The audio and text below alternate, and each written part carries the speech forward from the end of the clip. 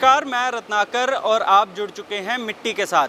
किसान भाइयों, जब डेयरी फार्मिंग की बात की जाए तो पशुओं के लिए जो शेड तैयार होता है उस पे काफ़ी जोर देने की बात जो है वो लगातार की जाती है और इसको इस स्ट्रक्चर के साथ तैयार किया जाए कि ताकि जो पशु हैं उन्हें किसी तरीके की जब मौसम की मार पड़े तो ज़्यादा दिक्कतों का सामना ना करना पड़े। तो किस तरीके से हम अपने पशुओं के लिए शेड जो है वो तैयार कर सकते हैं और क्या डिज़ाइन हो सकता है, इस सब पर बात करने के लिए हमारे साथ आरएस फार्म से दिलबार सिंह मौजूद हैं। बातचीत करेंगे। दिलबार जी, आप बताइए कि आपने अपने डेयरी फार्म का जो ये शेड है वो किस तरीके से डिज़ाइन किया? शेड हमने लोगों के सारे देखे, जितना सर्वे कर सकते हमने किया। हमने सरकार के डिज़ाइन भी देखे, पर प्रॉब्लम कई जगह आ जाती है ना। आपके खेत किधर को है, कितना चौड़ा है वो, आपको कितनी जगह चाहिए गाय के बैठने के लिए, इधर उधर कितना चाहिए, उस हिसाब से भी सेट डालना चाहिए देख के।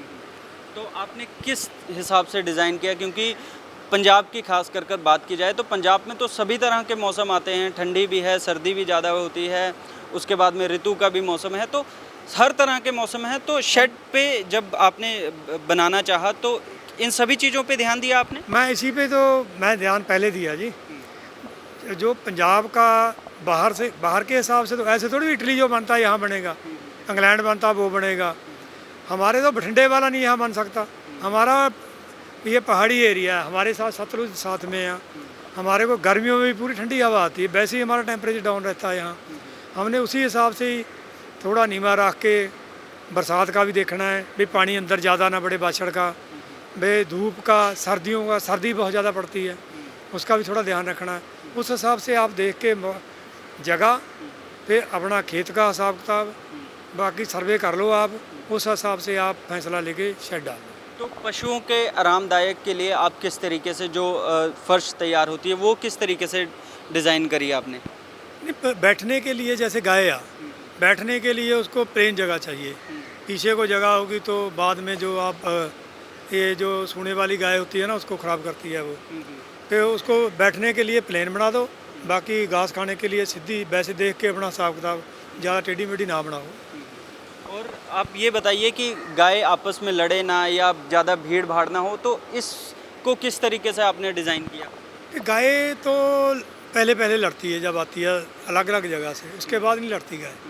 उसके बाद फैमिली बन जाती है, थोड़े दिन के बाद इकट्ठी हो जाती है। अभी तो हमारे को यही प्रॉब्लम है, इसको चारा अलग अलग देना, वो खाने के लिए दूध के हिसाब से हम बैच बनाते हैं अभी। मैं देख रहा हूँ कि आपने यहाँ पे सारी स्टील की जो फिटिंग है वो करवाई है। हाँ, स्टील की वैसे अच्छी रहती है। स्टील बहुत ही नहीं महंगी पड़ती जितनी आप सोचते हैं। इसका ना जो अंदर जो गैसें बनती है ना, यहाँ जंग ज़्यादा लगती है इसमें। अगर स्टील का हो जाए तो अच्छा रहता है। तो आप ये भी बताइए कि जैसे ये गाभिन गाय हैं, इनके लिए आपने कुछ अलग से व्यवस्था की कि जिस तरीके से बाकी के फर्श डाले हैं उसी हिसाब से डाले हैं आपने फर्श? किसके लिए? जो ये गाय हैं। हाँ जी, नहीं इनके लिए डाले तो वैसे ही बैठने के लिए जो वो ही प्लेन जगह। सारा फार्म हमने एक हिसाब से बनाया। पहले हमने दूसरा बनाया था, आगे देखा भी इसकी ज़रूरत नहीं ऊंचे नीवे के, सीधा बना दिया ये। ठीक है। तो मैं ये भी देख रहा हूँ कि आपने अलग अलग सेक्शंस में डिवाइड किया है, तो ये सेक्शन का क्या हिसाब किताब है आपका? सेक्शन का ऐसे है ना, आगे वाला जो दूध वाली उसको ज़्यादा फीड चाहिए, बाद में जो आगे आ जाती है उसको कम चाहिए। जैसे ड्राई करनी है उसको तो बिल्कुल फीड नहीं चाहिए ड्राई करने के टाइम, तो उसको अलग वैसे बनाना पड़ेगा ना। अगर बीच में डाल देंगे फिर तो ड्राई नहीं होगी, फिर गाय ख़राब हो जाएगी वो। तो जब ये गाय के बछड़े और जो बछियाँ हैं उनके लिए आपने अलग से तैयार किया? हाँ, उनको लिए वो है, वहाँ पिंजरा बना हुआ। जब गाय बच्चा देती है ना उसके बाद हम पिंजरे में डाल देते हैं। जैसे कौ वगैरह आके उसके खुर खा लेता ना, फिर वो नहीं खाता, 4-5 दिन उसमें रहती है। फिर उसके बाद एक और खाना बना उसमें चली जाती है।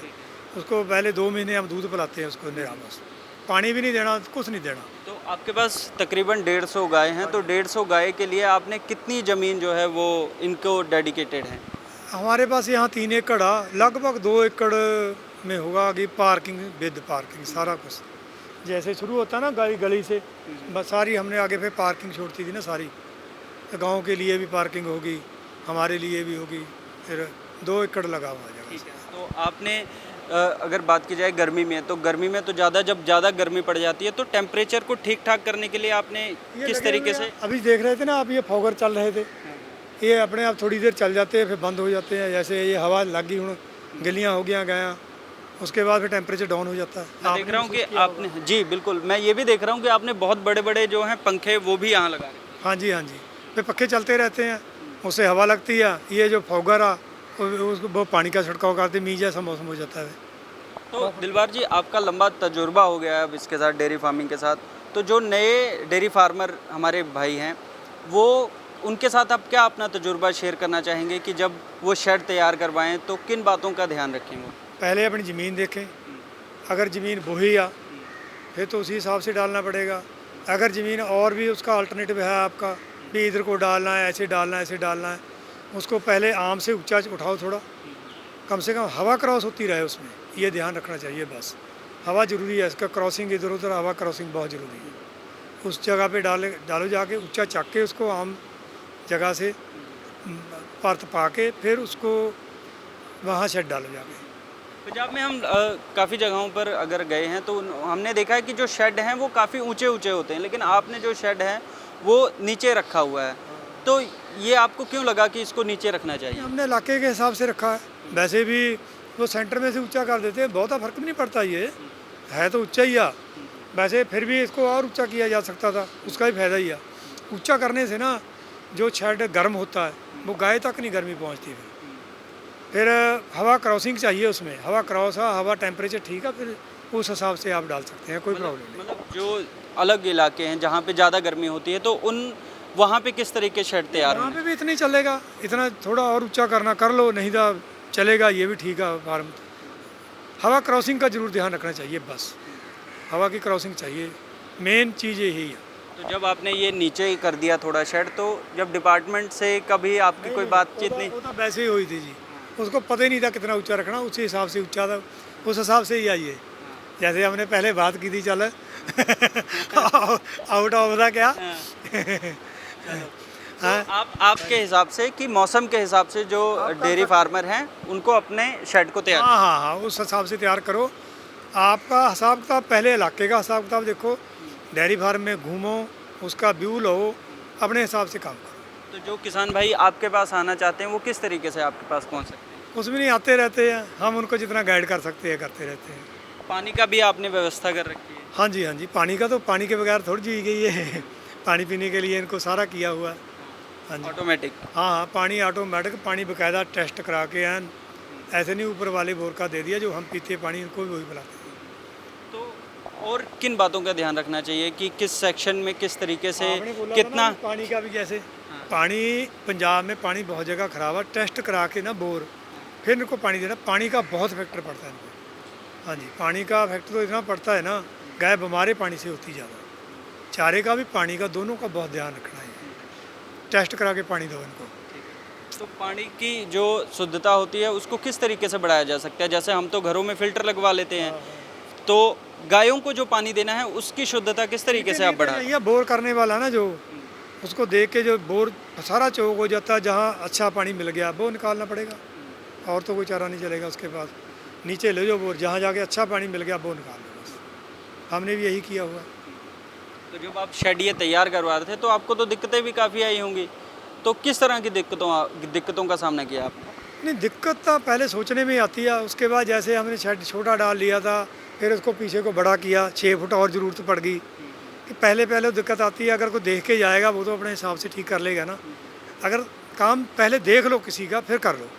हमने किसी का देखा था, हमने फिर हमारे को ज़रूरत पड़ गई गाय बाहर लेके आओ, फिर शेड और चौड़ा करना पड़ गया। ऐसे कुछ हो सकता, बाद में बड़ा मोटा मॉडिफाई कर लो उसको।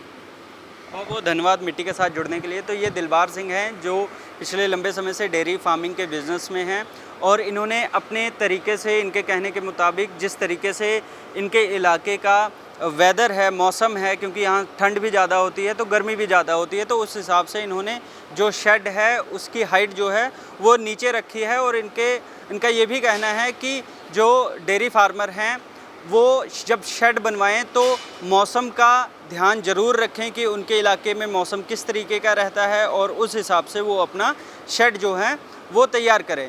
किसान भाइयों, हम आपके लिए ऐसे ही और भी इन्फॉर्मेटिव चीज़ें लेकर आते रहेंगे, वीडियोज़ लेकर आते रहेंगे। आप तब तक जुड़े रहिए मिट्टी के साथ।